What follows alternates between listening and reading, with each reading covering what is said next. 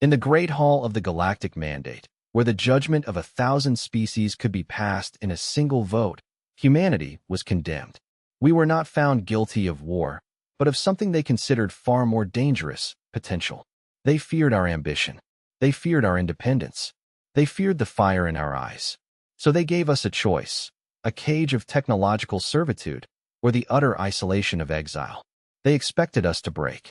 They expected us to choose the cage. They never imagined we would choose a third option. They never imagined we would simply build our own galaxy. When a lone ambassador is cast out, what secret map to the forgotten corners of the universe does she carry with her?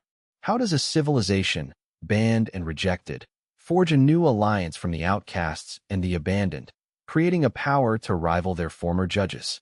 And what happens when the Mandate, in its arrogance, tries to crush this fledgling dominion and discovers they are no longer fighting primitives, but a coalition of the defiant, armed with human ingenuity and a cause worth dying for?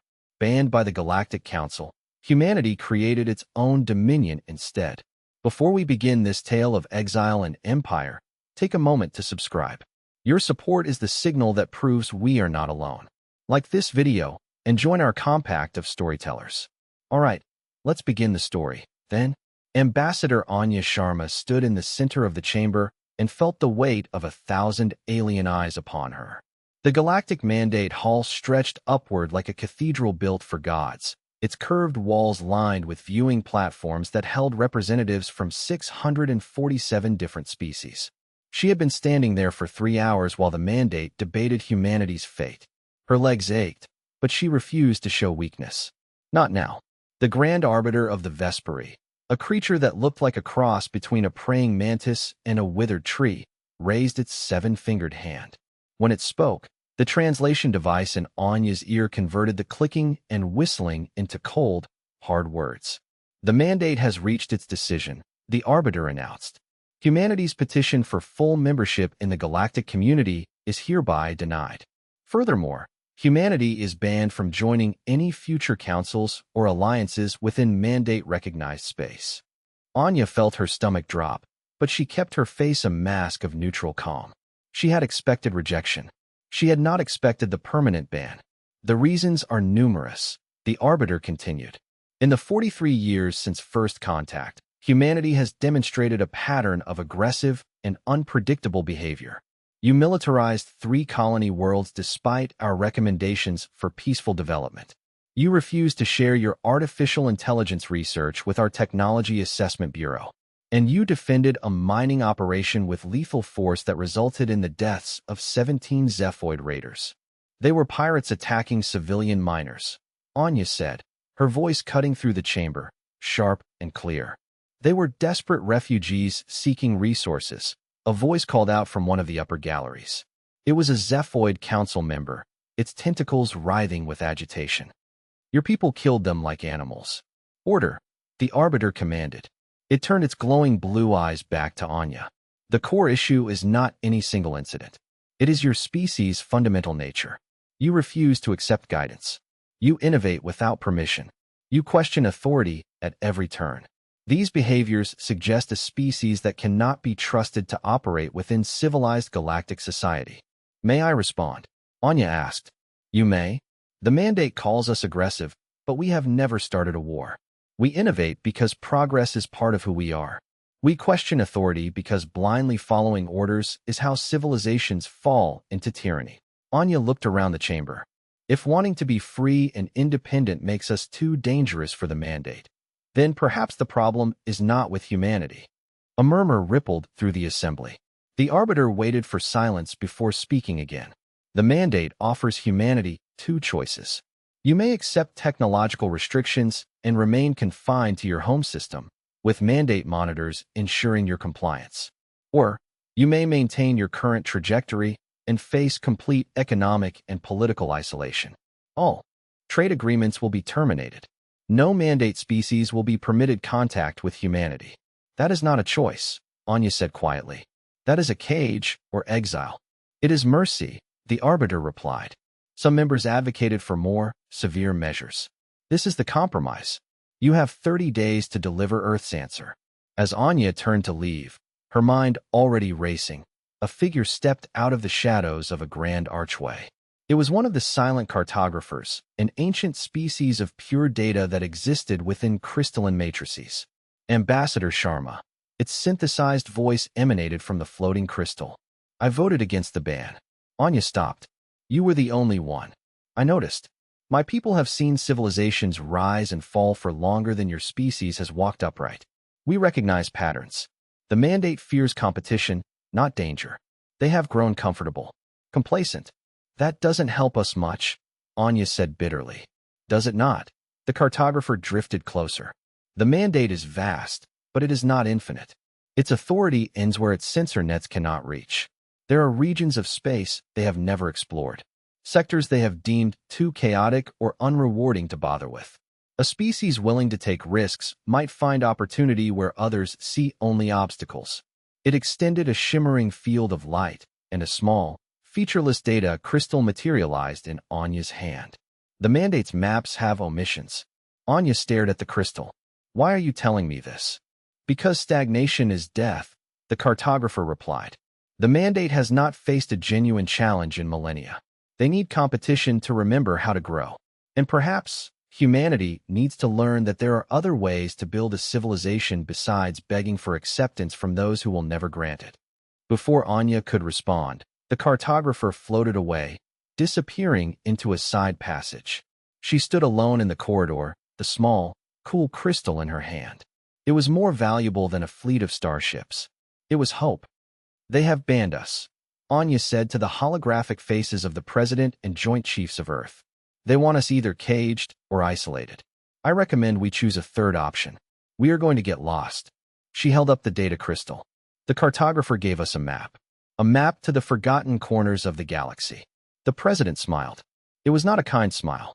It was the smile of someone who had just decided to take a very big, very dangerous risk. Draft the plan, Ambassador, the President said. Let's show the galaxy what humanity looks like when we stop playing by their rules. 17 years had passed since the mandate's ban. 17 years of secret research, hidden construction, and careful, meticulous planning. The project had a simple name, the Long Road Initiative. Its goal was even simpler.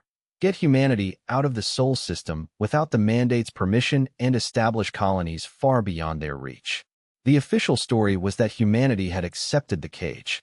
Mandate monitors stationed at the edge of Sol system reported that human ships stayed within the approved boundaries. What the monitors didn't know was that those ships were automated decoys, flying in circles, while the real exodus was happening in the outer system, shielded by the massive magnetosphere of Jupiter. Commander Eva Rostova stood on the bridge of the colony ship Pathfinder. Through the forward viewport, she could see the other 11 ships of her convoy. Each one carried 5,000 colonists and enough equipment to build a new civilization from scratch. 15 minutes to jump, Commander, her navigator called out. Eva looked at the display.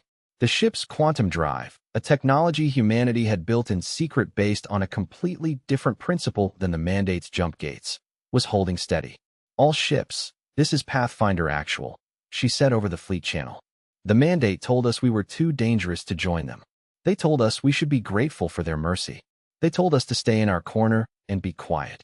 She paused, her gaze sweeping over her tense bridge crew. I say we show them what humans do when someone tries to build a wall around us. We go over, under, around, or through. Today we choose through. Cheers and whoops of agreement came back over the channel. Jump in 10 minutes. The target was a system from the cartographer's map. The mandate had surveyed it centuries ago and dismissed it as worthless. Its star was stable. It had 3 rocky planets. But the atmosphere on the second planet, the one in the habitable zone, was a toxic soup of carbon dioxide and sulfur compounds. Unbreathable. Hostile. Perfect. Because the mandate would never, ever look there. 10 seconds, the navigator called out. 9-8. Eva gripped the arms of her command chair. Her 8-year-old daughter was sleeping in the cryo bay 3 decks below. Her future was ahead. Her past was falling away behind her. 3, 2, 1. Jump.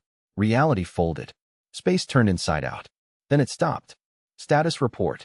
Eva shouted, shaking off the disorientation. All systems functional, the engineer called back. We made it, Commander. Through the viewport, Eva could see their destination, a yellow star with 3 planets.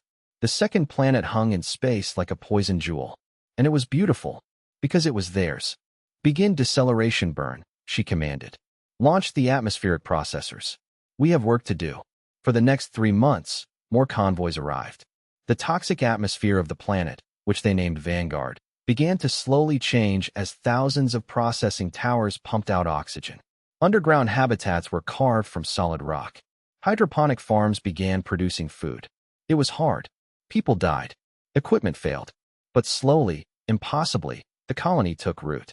They called their first city Haven. 24 years after humanity was banned, Grand Admiral Kalen Vance walked through the crowded market district of Haven Station. The station orbited Vanguard, a world that was now a vibrant hub of activity. The air was still thin, but breathable. The sky was more blue than orange. The market buzzed with life. Human vendors sold fresh vegetables. A karate mechanic with 6 powerful arms repaired a gravity regulator while arguing cheerfully with a human customer. A family of Venturi, their scales gleaming blue and green, shopped for supplies. This was the Terran Compact. Not a government. Not an empire. More like a promise. A promise that if you were willing to work, to contribute, and to live in peace with others who had also been cast out, then you had a place here. Admiral, his assistant, a young human woman named Rachel, met him. The Cthar delegation has arrived. Kalen nodded. The Cthar situation was delicate. They were a powerful insectoid species, mandate members for 3,000 years. And their colonies were dying. A plague had swept through their worlds. The mandate, in its cold calculus, had decided that diverting medical resources would be an inefficient allocation of limited assets. They had let the Cthar die to balance their budget. Humanity had sent medical teams anyway, without being asked. It had cost them resources they could barely spare, but it had saved 4 million Cthar lives. Now, the Cthar wanted to talk. Kalen entered the conference room. 3 Cthar stood waiting, their obsidian exoskeletons gleaming. Grand Admiral Vance, the lead Cthar, said, its translator converting the clicks into clear English. I am Hive Coordinator's Thar. We come to discuss a matter of great importance. I am honored by your visit, Coordinator, Kalen said. The mandate believes we are here to complain about your interference in our medical crisis, Thar continued. They believe we will demand compensation for the insult of accepting charity from a banned species. Are you? Kalen asked carefully. No, Thar leaned forward. We are here to formally request membership in your compact. All 7 of our colony worlds wish to secede from the mandate and join humanity's alliance. Kalen was a combat veteran. He had survived assassination attempts and negotiated with pirates. But nothing had prepared him for this. A founding mandate species wanting to defect. It was unprecedented. That is not a decision to make lightly, he said slowly. The mandate will not accept this peacefully. There will be military action. They have already shown us what their peace is worth, Thar replied. When we needed help, they sent us spreadsheets. Your people sent doctors. The choice is clear. We choose life. We choose the compact. Over the next week, Kalen coordinated with the Cthar leadership. On the appointed day, all 7 Cthar worlds simultaneously broadcast their intention to leave the mandate and join the Terran Compact. The mandate's response was immediate and predictable. They froze all Cthar assets. They banned all trade. And they sent a battle fleet to restore order. But they had not counted on one thing. The Compact had been preparing for this moment since its founding. When the Mandate fleet arrived at the Cthar homeworld, they found new orbital weapons platforms, new shield generators, a defense grid based on advanced human military technology. The Mandate commander sent a message demanding immediate surrender. Kalen sent a reply that was broadcast across all of Mandate space. The Terran Compact does not conquer. We do not enslave. We do not abandon our friends. Any attempt to force the Cthar back under Mandate control will be met with the full military power of the Compact. This is not a threat. It is a promise. The Mandate fleet commander, looking at the sensor readings of the advanced human-designed defenses and weighing the political cost of starting a war that was now being watched by the entire galaxy, made a decision. The fleet withdrew without firing a shot. The humiliation was immense. The entire confrontation had been broadcast. Citizens on hundreds of mandate worlds had watched their government try to bully a species that wanted to leave, and they had watched the mandate blink first. Within a month, 3 more species submitted applications to join the Terran Compact. The mandate, enraged and desperate, tried a different approach. A Black Ops team was caught attempting to sabotage the shipyard at New Perth, planting explosives in a fusion reactor. They were caught. All 6 operatives were taken into custody. A trial? Admiral Vance's security chief was shocked. "Sir, they are enemy combatants caught in an act of terrorism. We could just execute them." "We could," Kalen agreed. "And that is exactly what the mandate would do. But we are not the mandate. We are supposed to be better. We will give them a fair, public trial." The trial was broadcast across known space. The mandate operatives were given lawyers. The evidence against them was overwhelming, but they were treated with fairness and dignity. They were convicted. But instead of execution, they were sentenced to 20 years of labor, helping to rebuild the very shipyard they had tried to destroy. The broadcast had an effect Kalen had not anticipated. On mandate worlds, citizens began asking questions. Why had their government sent saboteurs? Why did the banned humans treat prisoners better than the mandate treated its own citizens? Species began to look at the Terran Compact and see an alternative. Not perfect, not utopian, but honest, fair, open. The mandate knew they were losing control. They decided to force a final confrontation. Commander Jax Thorne stood on the bridge of the compact ship Defiance. His tactical display showed 147 mandate warships on the far side of the Seraphim Gate. The system sat exactly between mandate and compact space, a strategic choke point. His own fleet numbered 37 ships. The odds were not good. Council flagship. A Velcran admiral's image appeared on his screen. "You are in violation of mandate territorial space. You have 12 hours to withdraw your ships. Failure to comply will result in military action." Jax opened a channel. "Velcran Admiral, this system was surveyed by your scouts 300 years ago and dismissed as worthless. We established presence here first. By your own laws, that gives us right of occupation." 12 hours, the Admiral repeated. "We will not negotiate with outcasts and pirates." The channel closed. Jax received an encrypted intelligence brief minutes later. The mandate wasn't here for the system. This was a pretext, a manufactured crisis to justify a full-scale war of extermination against the Compact. He called a meeting with his ship captains. "We cannot win a shooting war," a human captain said. "Not against those numbers." "We won't fight one," Jax replied. "We're going to fight a war of information." His plan was risky. It required precise timing and cooperation from agents deep in mandate territory. But if it worked, it would change everything. When the 12-hour deadline arrived, the mandate fleet began moving forward, their weapons powering up. Jax gave the order. "Execute the clarion call." On screens across 647 mandate worlds, a broadcast began. It was not a military transmission. Ion. It was a data dump. Years of intelligence, compiled and verified, showing the mandate's true plans. Intercepted communications discussing how they would seize compact technology and enslave its citizens. Financial records showing rampant corruption. But most damning of all were the communications about the Cthar plague. Audio recordings of the Mandate High Council laughing and mocking the Cthar's plight. "Let them die," the Grand Arbiter's voice echoed across 100 worlds. "They are a drain on the budget. Their loss is an acceptable cost." The broadcast went out simultaneously on every network. Citizens on 647 worlds watched as their government's lies were exposed in real time.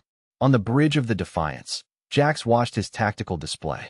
The Mandate fleet had stopped. No one was firing. Confused messages were flying between their ships as crews watched the same broadcast their families were watching back home.